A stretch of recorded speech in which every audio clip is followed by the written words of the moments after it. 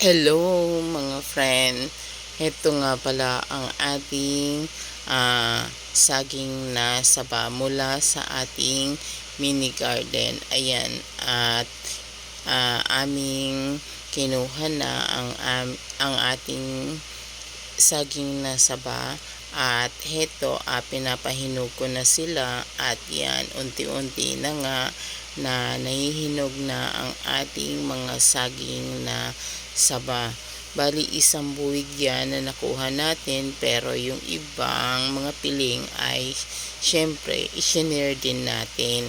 At ito ang ating nakuha. Ayan. Bali ang gagawin po natin dito sa ating saging na saba ay itong mga nahihinog na ay ilalaga po natin yung iba. Pero nung nakuha po namin, talagang green na green pa po yan. Bali ilang araw na po palang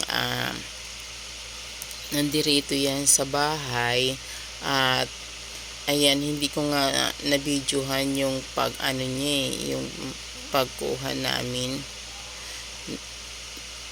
ng isang buwig na yan, kasi medyo mahirap din, kasi malaki din po yung puno ng saging, kaya medyo mahirap po at maliit po yung space. At ayan po, tayo pong piliin po natin yung mga nahihinog na, at ating ilaga po ang ating mga saging na saba. Ayan, medyo yung iba nga po nagkakaroon ng damage, kasi syempre nung pagkuha po sa isang buwig ay bumagsak po siya. Kaya siguro yung iba po medyo nabugbog, kaya ito nagkakaroon na po siya ng damage.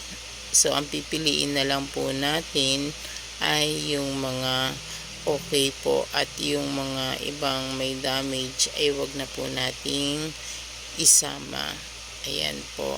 Kaya nakakatuwa din po kapag nagtatanim po, 'di ba? Talagang dumarating po talaga na yung maaanihin po tayo. Baga, yung ating pagtatanim ay may bunga at matitikman rin po natin. At nakakatuwa po dahil diba kahit papano ay hindi na rin po tayo bibili. Ayan, diba, tiyaga-tiyaga lang po kahit papano sa pagtatanim, kahit sa maliit na space. Ito yan, lagyan na po natin ng tubig ang ating kawali, at isa lang na po para mailaga na po natin ang ating mga saging na saba, at hayaan po lang natin po yan na kumulo. Ayan, tingnan po natin. Ayan, kumukulo na po ang ating nilagang saba. Ayan, para naman po matikman po natin. Ayan, nagkaroon po ng yung isa bumuka na po yung kanyang balat. Ayan, tendency na naluluto na po siya. Ang gusto ko po pag nilalaga ay yung talagang natutuyo po yung tubig, kasi ang ko po dyan, para natutuyo yung tubig ay para hindi po siya malabsa, ganun. Kasi pagka may tubig po na hinango, parang nagiging malabsa po yung saging, at saka para hindi rin po madaling mapanis, diba?